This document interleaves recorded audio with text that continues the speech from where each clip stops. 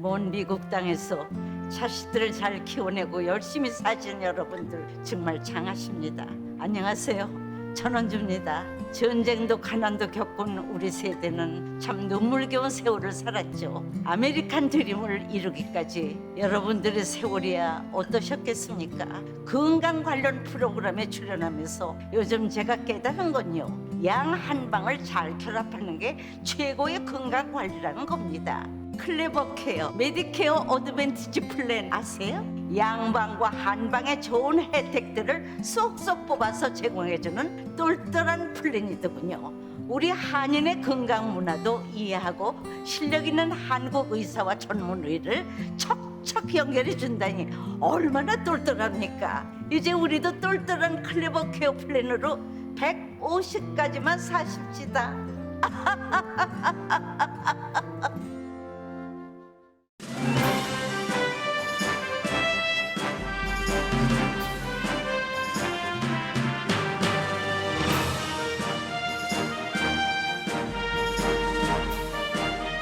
행복한 4월 마음 따뜻하게 보내세요. 라디오 서울이 함께합니다. 강혜신의 오늘의 미국.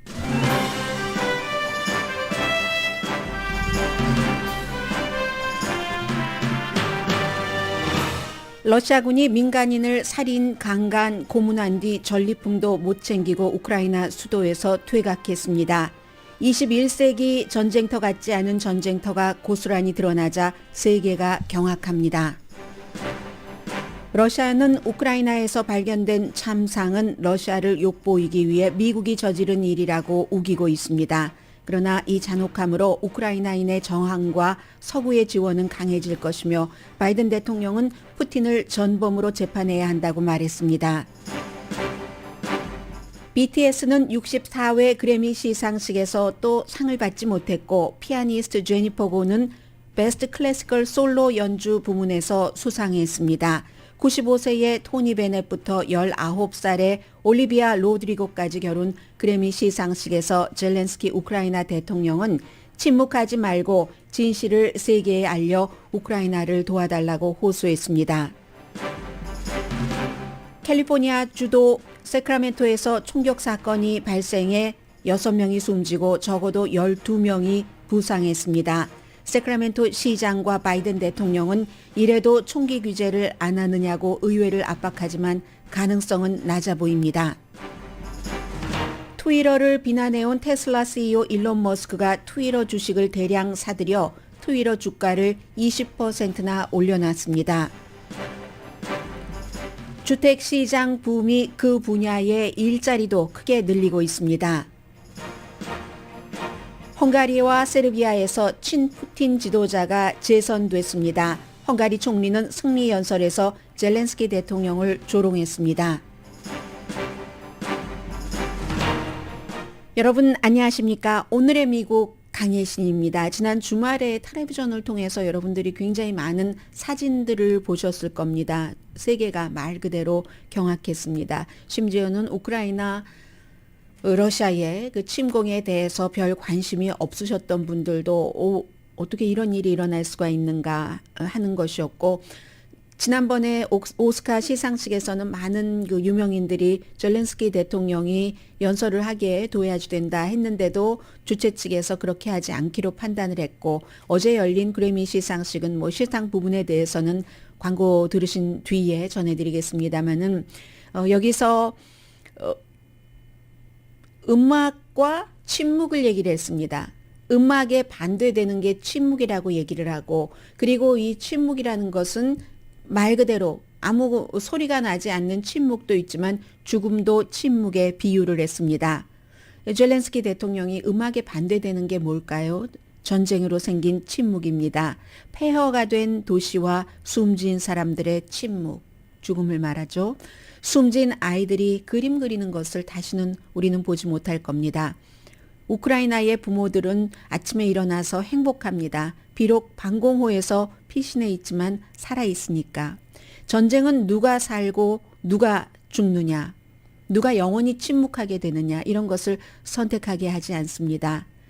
우리의 음악인은, 우크라이나의 음악인들은 턱시도가 아니라 방탄조끼를 입었습니다.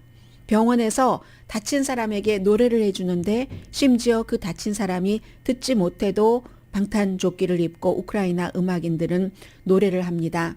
음악은 전쟁조차 뚫고 나갑니다. 우리 우크라이나 사람은 살기 위해서, 소리를 내기 위해서, 자유를 지키기 위해 방어하고 있습니다. 사랑하기 위해서 우리 땅에서 폭탄으로 끔찍한 침묵을 가져오는 러시아와 싸우고 있습니다. 러시아군의 무지막지한 폭탄 투하에 공포에 질려 침묵하기도 합니다. 죽음의 침묵입니다. 침묵으로 음악을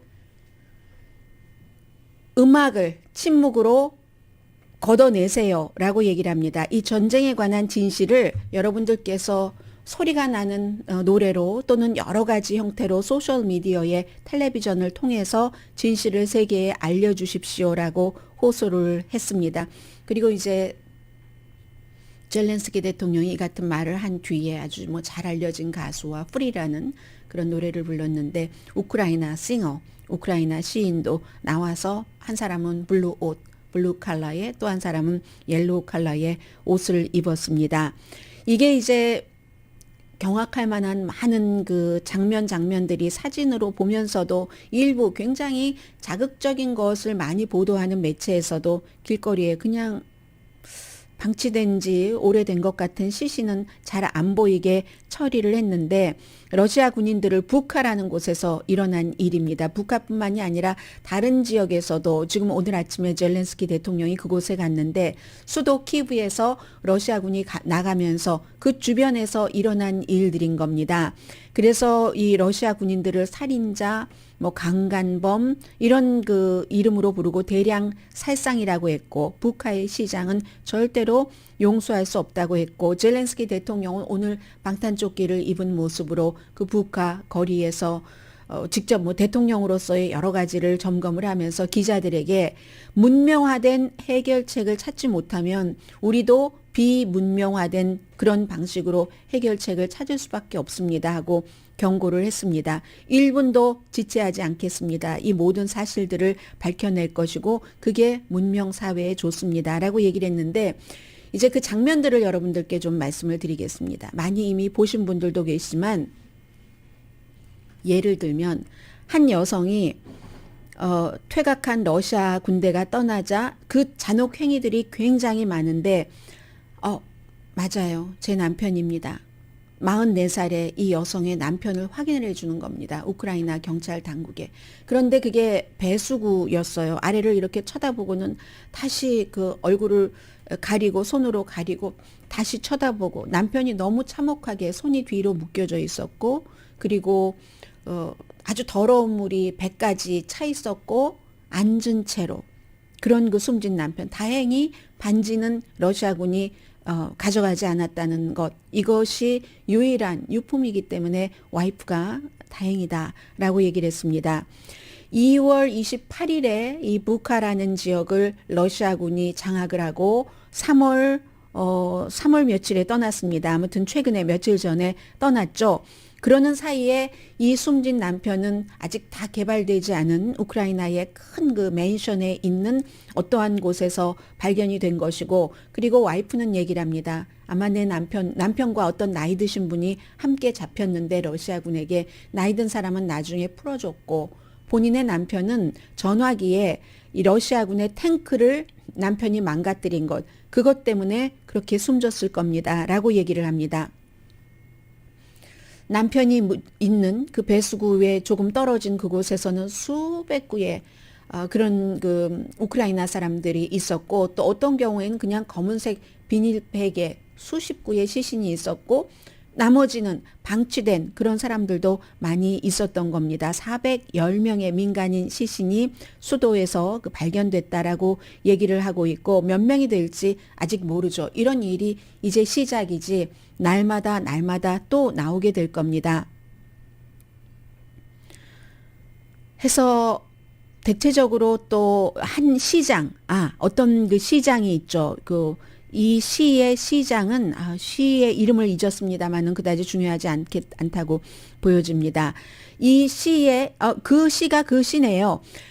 시장이 여잔데 이 여자도 이 남편과 아이들과 함께 또 다른 남자와 함께 시신이 발견됐습니다.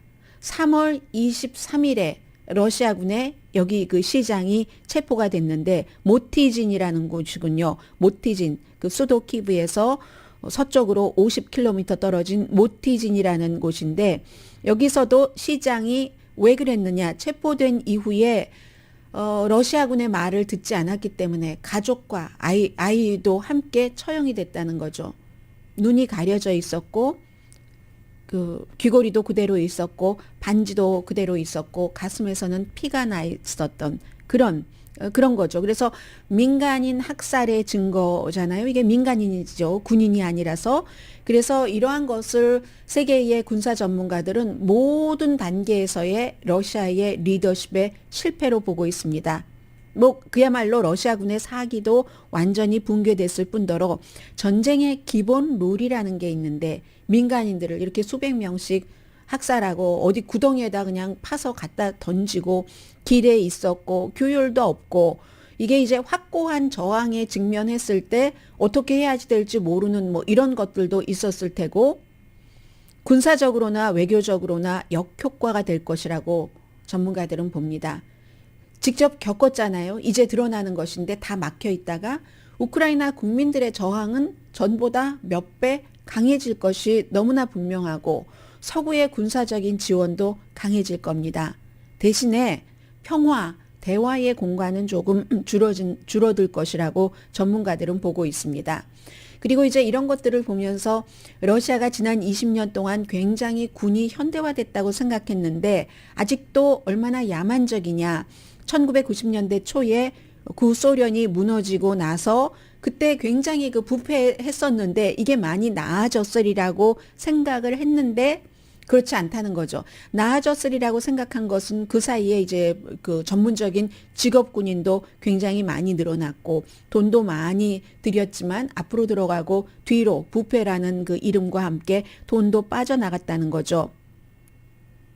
그런 러시아 군들이 현장에서 그 싸움을 하고 있는 그 현장의 그 사령관들에게는 별다른 그 판단권을 주지 않고 위에서부터 계속 그 지시를 하니까 상명하복이니까 현장과 상관이 없는 그런 그 전투를 치렀을 텐데 이게 이제 우크라이나의 저항이 생각했던 것보다 훨씬 강하다는 것을 파악하지 못한 상부의 이제 지시에 따라서 행동을 했다는 거죠. 어떤 경우에는 정말 쇼핑하다가 숨진 겁니다.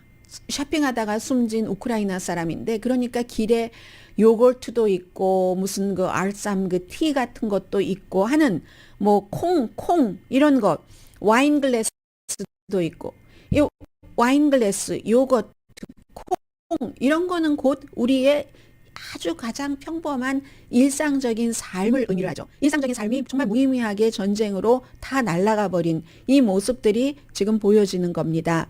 그래서 지난 5주일 동안 경험을 했었던 우크라이나 사람들 어떤 82세의 분이 이코노미스트와 인터뷰를 하는데 그냥 하얀색 띠를 팔에 차고 있을 수밖에 없었다. 숨지지 않으려면 항복한다는 그런 뜻. 그런데 그런 사람들도 있었지만 탱크가 오면 들어눕고 막 완전 무장하고 있는 군인한테 가서 니네 나라로 꺼지라고 하는 그런 여성들도 있고 했었잖아요. 그래서 아마 북한에서 이 정도로 그 잔혹한 일을 저지른 그 군대는 러시아의 동부군이거나 아니면 뭐 러시아의 이를테면 공수부대 아니면 지난번에 체첸에 투입됐었던 체첸의 무슨 뭐 군벌에 충성하는 군대라든가 이렇게 되는 것으로 보는데 또 하나는 이 러시아군이 아프가니스탄에 가서 62만 명이 들어가서 뭐 몇만 명이 그 숨졌고 또 그보다 훨씬 많은 몇 배 되는 사람들이 부상당했고 체첸에서도 2번 그 전쟁을 치러서 역시 그 또 몇만 명이 숨지고 부상당하고 했는데 그 같은 심리적인 전쟁 이후의 트라우마 같은 것을 러시아가 그 제대로 그 치유하지 않았고 군인들은 점점 그런 일들을 그 하면서 더 그 잔혹해지고 이러한 것도 이번에 그 또 하나의 원인이라고 생각을 하고 그리고 푸틴이 집권을 하고 1999년부터 러시아의 매체가 완전히 굉장히 이처럼 그 침략을 숭배한다고 할까요? 구 러시아가 가졌고 있었던 그 땅을 되찾아온다 하는 그 같은 뭐 러시아로서는 부분적으로 명분이 있다고 생각할 수도 있는 그 명분 아래 침략 숭배가 강해져서 국영방송에서는 예를 들면은 뭐 할아버지의 할아버지 뭐 1941년부터 45년까지 그때는 이제 애국적인 싸움이었다라고도 할 수 있었던 전쟁이기도 하잖아요. 독일과 싸우고 할 때 그런 그 군인들을 롤 모델로 해서 폭력의 능력을 자랑 삼아 원칙이 있는데 그런 게 방송에 막 나온답니다. 러시아 방송에. 해서 원칙이 있는데 군인이 할아버지 뭐 증조 할아버지 뭐 이런 분들이에요. 나의 원칙은 적을 살려두지 않는 거다. 우크라이나인들도 살려두지 않는 거다. 하기 때문에 나도 우리 그 할아버지를 이름을 더럽히지 않기 위해서 그렇게 뭐 싸워야 된다. 뭐 이런 얘기도 하고요. 지금 또 영국의 그 군사 전문가들 가운데서 걱정하고 있는 것 가운데 하나는 이게 우발적인 게 아니라 계획적인 거다. 이 푸틴의 군대는 지난번 여러 번 그 전쟁에서 이렇게 체첸에서 했었던 것과 똑같은 것을 한다. 그렇기 때문에 세계는 이 같은 그 참상에 대해서 무감각해서는 안 되고 이걸 전쟁의 일상, 전쟁의 노멀로 받아들여서도 안 된다. 날마다 우크라이나에서 러시아 군대가 하고 있는 일을 이런 지적들을 지금 굉장히 많이 하고 있고요. 독일의 외무장관은 푸틴의 지독한 폭력은 정말 죄 없는 가정들을 쓸어갔다. 푸틴이 책임져야지 되고 제재를 더 강하게 할 것이며 우크라이나를 지원할 것이다. 그리고 임마누엘 마크롱 대통령이 푸틴과 가장 친한 사람입니다. 서방 세계에서는 그 임마누엘 마크롱조차도 우크라이나를 지원해야지 되고 유럽연합이 러시아 오일 수입을 금지해야지 된다라고 이 북한의 참상을 보고는 말했습니다. 유럽연합에서는 리투아니아가 가장 먼저 러시아 가스 수입을 안 한다고 선언을 했습니다. 아마 한국도 그 장기적으로는 러시아에서 수입하는 화석 연료라든가 이 같은 에너지가 굉장히 많은데 유럽보다도 더 많습니다.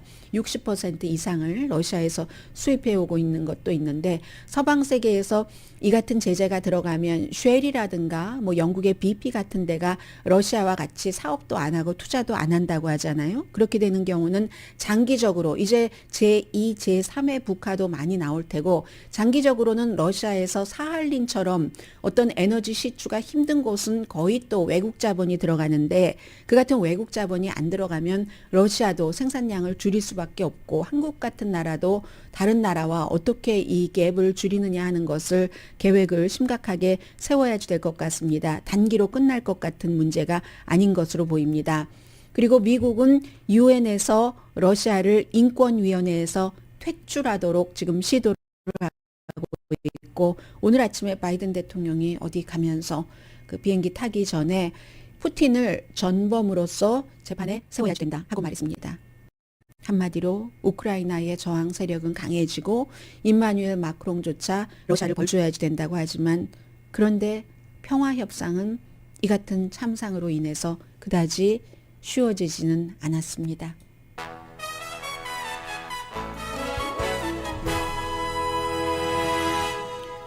오늘의 미국은 건강하고 아름답게 유한 건강생활 셀리온 전문가가 추천하는 이민법, 가정법 전문 제인정 종합법률사무소 코지다운 갤럭시 이불은 잠이 솔솔 오게 하는 기능성 거위털 이불, 거위털 이불 전문회사 코지다운, 친절하고 자세한 상담으로 절개를 최소화하는 복강경 수술 전문 장지아 외과, 매일 아침 재래식으로 직접 만드는 검정콩 생순두부, 수라원 순두부, 똘마지 울세라, MRT 특별 패키지로 여러분의 아름다움을 찾아드리는 미러클 레이저 클리닉, 차원이 다른 샴푸형 흰머리 염색약 수화연을 핫세일 중인 한국 홈쇼핑 공동후원입니다. 잠시 뒤에는 한국 분들이 그래미 시상식에서 지난해 올해 이렇게 관심이 많으셨던 때가 없었을 겁니다. 그 내용 그리고 그래미상 시상식은 누가 뭐 무슨 노래로 무슨 상을 받았다가 중요한 게 아니라 미국에서는 문화잖아요. 이 오스카와 마찬가지로 하나의 문화인데 역시 올해의 그래미상에도 그 특징이 있었고요. 그리고 세크라멘토에서의 그 총격 사건도 전해드리겠습니다.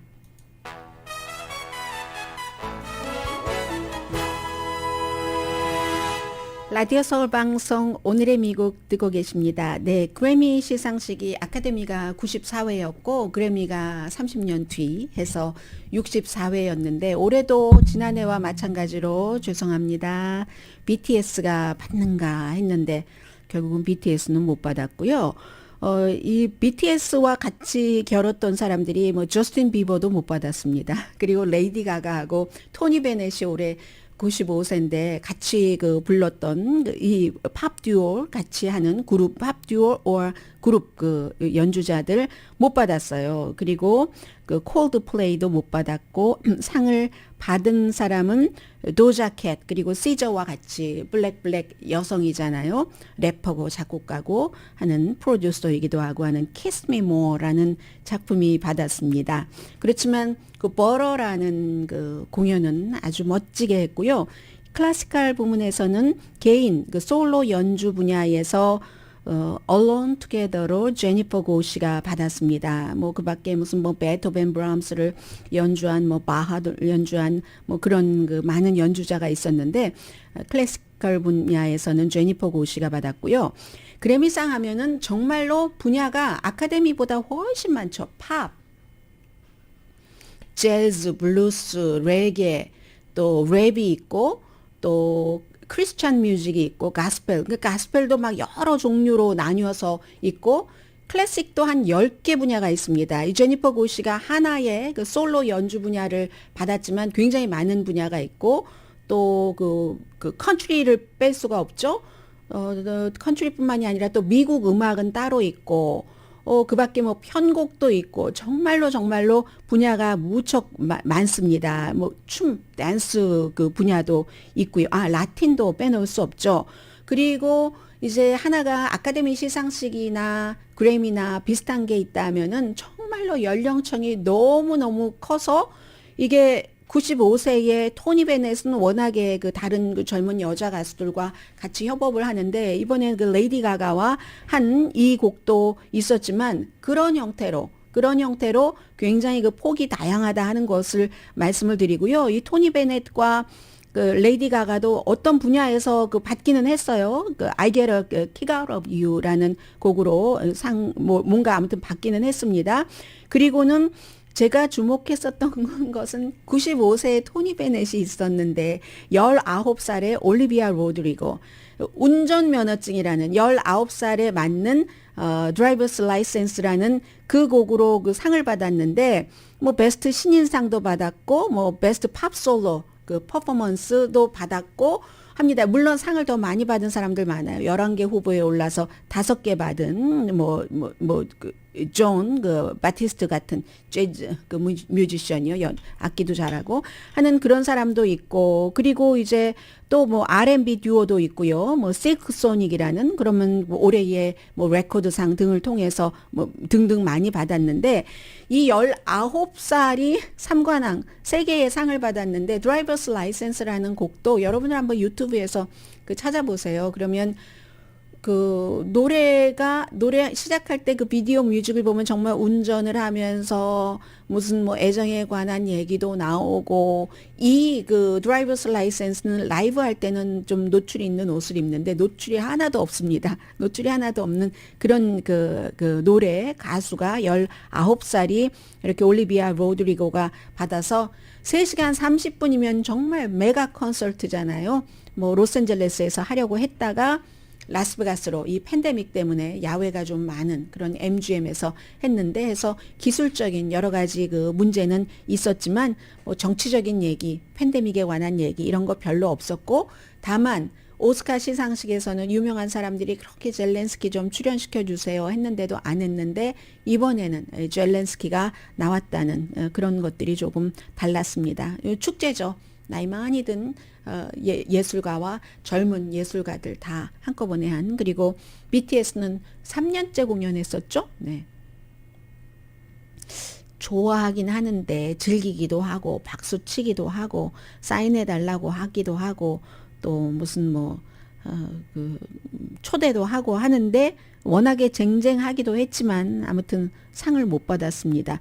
이렇게 보면은요, 도자켓 시저는 그렇다고 하고, 토니 베넷과 레이디 가가, 저스틴 비버, 콜드플레이 보다도 어떻게 보면 BTS의 그 아미들이 그 강렬한 정말 열성 팬들이 많은 것 같은 것은 보여지고요.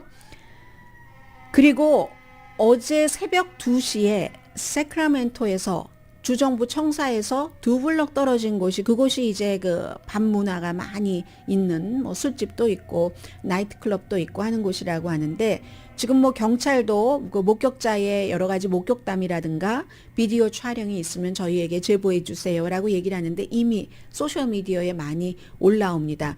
용의자 2사람 아직 잡히지 않은 것으로 저는 알고 있는데 그 사이에 체포됐는지 모르겠습니다. 방송 준비할 때는 아니었는데요. 그런데 한 사람이 자동차에서 나오고 또 다른 사람이 나오고 해서 총 자체가 6명이 숨지고 적어도 12명이 다친 이런 그 대대적인 사건이기 때문에 총이 어디서 정확하게 누가 몇 발을 어떻게 발사했는가 이런 것은 다 어차피 이제 조사를 해야지 나올 문제고요. 갱단 간의 그 갱이 연관된 그런 것이었으리라고 현재로선 보고 있습니다. 사람들이 올린 그 비디오를 보면은 말다툼을 했고 그 이후에 총격이 벌어졌기 때문에 그렇고요. 여러 명이 말하자면 패싸움을 한 겁니다. 길에서 그 뒤에. 그리고 세크라멘토의 그 데럴 스타인버그 시장이 받아들일 수 없는 비극이다. 이거 그냥 기도하고 추모하고 그것만으로는 안 된다. 총기 규제를 해야지 된다라고 얘기를 했고, 이거 미국의 전염병 같은 총격 사건이다. 얼마나 더 많은 사람이 숨져야지 되겠는가. 솔직하자. 이건 아니지. 더 이상은 아니지라고 얘기를 했고요. 바이든 대통령도 오늘 마찬가지로 의회가 이 정도로 사람들이 괜히 숨지는데 숨지지 말아야 될 사람들이 길에서 wrong time, wrong place에 있었다는 이유만으로 숨진 거잖아요. 그런데 쉽지 않아 보입니다. 항상 총기 규제는 미국의 기본적으로 서부 활극 시대부터 시작을 한 이 미국이 총이라는 것을 시골 지역에서는 문화로 그 부모님들이 아이들에게 사냥을 하고 같이 가족끼리 돈독하게 하면서 총을 가르치고 사격이 취미이기도 하지만 그 이후에는 총기협회라는 게 생겨서 총기협회가 처음에는 사람들에게 교육적인 목적을 많이 했죠. 그러나 총기협회는 총기 제조협회와도 제조업계와도 연관이 맺어서 그게 다 돈인 겁니다. 그러니까 일반 사람들이 전쟁터에서도 그렇게 많이 필요 없는데 총을 많이 갖고 있는 사람은 200정 이상 총을 수집하는 사람도 있잖아요. 그게 무슨 문화예요? 총을 자꾸 팔겠다는 문화죠. 그리고 총 제조 업체에서 더 많은 지원을 받는 사람들은 민주당이 아니라, 이건 너무 현저하게 차이가 납니다. 공화당입니다. 그렇지만 명분은 헌법이 보장한다. 그리고 총이 잘못이야? 총을 잘못 쓰는 사람이 잘못이지? 이거 총기 소지의 자유는 헌법 2조가 수정헌법이 보장하는 것이야 라는 명목으로. 그러나 그 뒤에 보면 정치인들은 항상 돈이 필요합니다. 선거를 치르려고 할 때 그 돈이 많이 들어가기 때문에 의회에서 이게 통과가 되지 않는다는 것 말씀드립니다. 저희가 지금 케이블이 안 돼서 제가 볼 수가 없는데 법사위원회가 조금 전에 투표를 할 예정이었는데 어떻게 나왔는지 한번 볼까요? 이 연방 그 대법관 지명자에 관한 우선 그 법사위원회에서 투표가 있죠. 법사위원회가 그런데 공화당이 11명, 민주당이 11명, 아직 투표가 끝난 것 같진 않네요.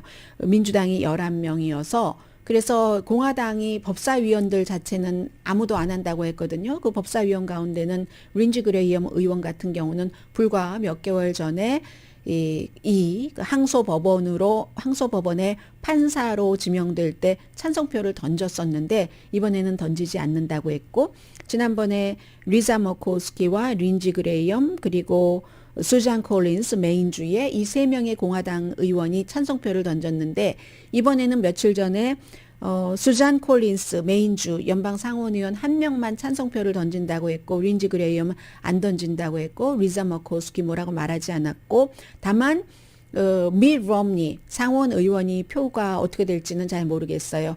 그렇지만 조 맨슨이라는 웨스트 버지니아가 지역구인 그 연방 민주당 상원 의원이 찬성표 던진다 해서 50표가 확보가 돼 있고, 그리고 이제 수잔 콜린스까지 찬성한다고 했으니까 바이든 대통령이 한 표 행사하는 것, 상원 그 의장으로서, 그것은 안 해도 케탄지 브라운 잭슨 연방 대법관 지명자는 무난하게 투표를 51표가 확보가 돼 있기 때문에 차기 최초의 여자 흑인 연방 대법관이 되게 됩니다. 오늘 법사위원회에서 하고, 그리고 이번 주말에 아마 7일로 예정을 하고 있는 것 같은데요.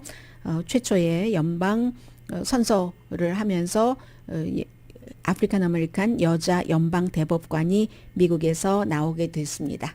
잠시 뒤에 경제 관련 뉴스 전해드립니다.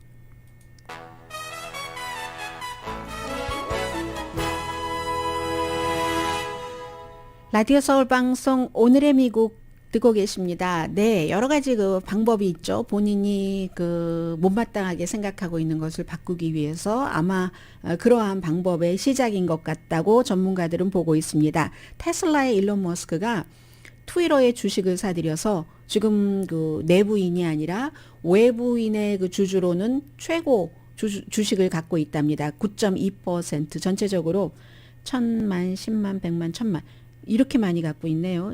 1,000만, 10만, 100만, 1,000만. 1,000만, 10만, 100만, 1,000만.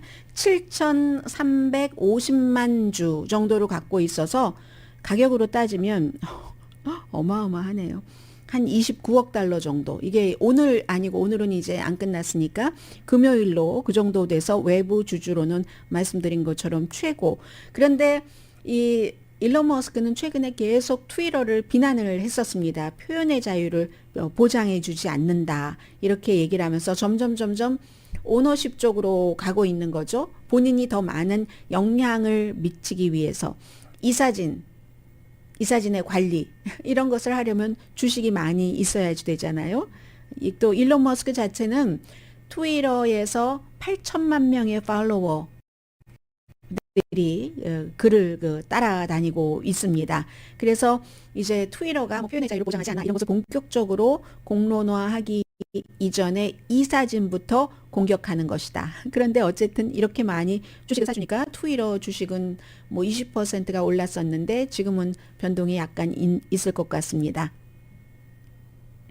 그리고 또 하나는 이 뭐 책에서 조나단 마틴과 알렉산더 번스라는 두 사람이 쓴 This will not pass. 이거는 끝나지 않을 거야. 그냥 그정 없어지지 않을 거야. 트럼프, 바이든 그리고 미국 미래에 대한 싸움 뭐 이런 그 책인데, 거기서 바이든 대통령이 그 사적으로는, 공적으로는 그런 말을 한 적이 없지만 사적으로는 박스의 소유주인, 박스뿐만이 아니라 너무 많은 것을 갖고 있죠. 뭐 뉴욕 포스트, 월스트리트저널, 그리고 미국뿐만이 아니라 해외에서도 이 루퍼트 머독이 세상에서 가장 위험한 사람이다, 이런 얘기를 측근에게는 한다는 겁니다. 그리고 박스 채널이 굉장히 미국에서 가장 파괴적인 힘은 힘인데 어떤 그 화합하고 이런 힘이 아니라 파괴적인 힘을 갖고 있다라고 얘기를 했다는 겁니다. 공개적으로는 말씀드린 것처럼 그렇게 말하지 않는데, 이제 박스 채널에 대해서는 얼마 전에 그 핫 마이크 열린 줄 모르고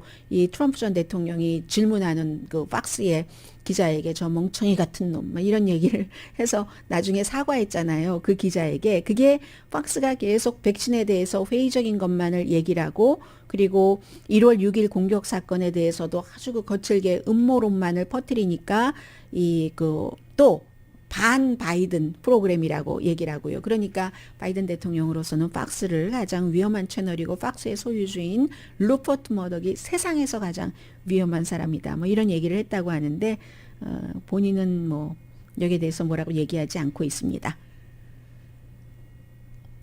이 주택 시장은 아직까지는 내려가고 있지 않아요. 이제 앞으로는 이자율이 점점 더 올라가면서 또 임금이 올라가도 뭔가 집값을 내지 못해서 또 그 집을 포기하는 사람이 있을 수도 있고 그렇지 않을 수도 있고 미래는 아직까지 예측하기 어렵고 또 미국의 부동산 시장이라는 것은 특수성에 따라서 지역에 따라서 달리 움직이기 때문에 로스앤젤레스 한인타운 인근은 다른 어떤 지역보다도 핫한 지가 오래됐고 계속 핫하고 더 많이 핫하고 다른 지역보다 그러잖아요. 그런데 기본적으로는 아직까지는 그 열기가 식지 않고 있습니다.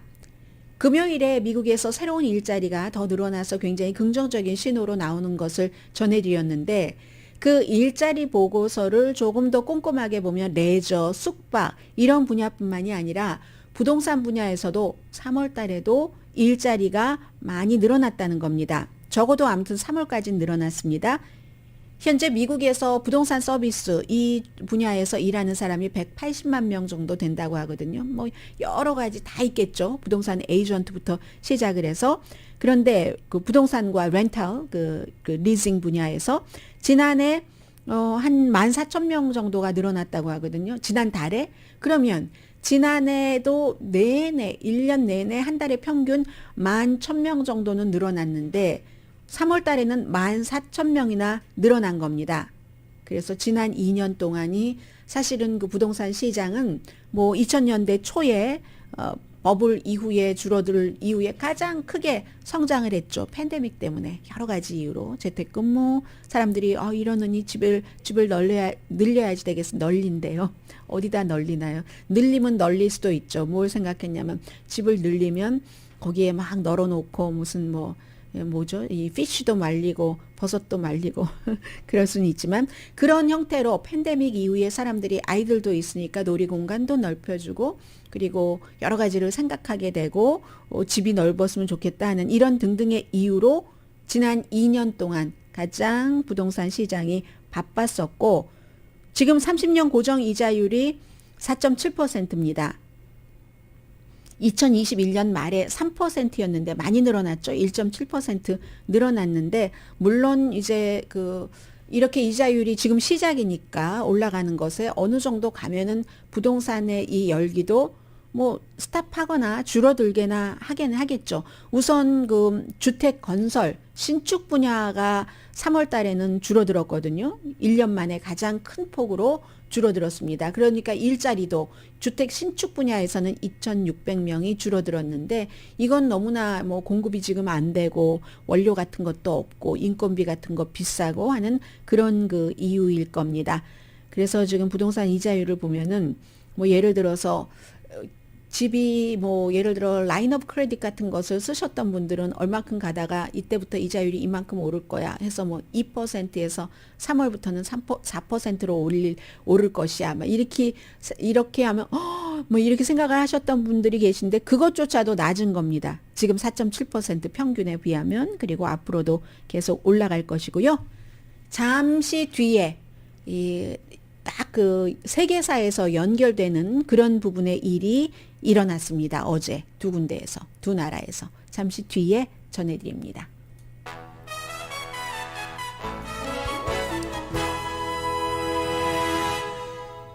라디오 서울 방송 오늘의 미국 듣고 계십니다.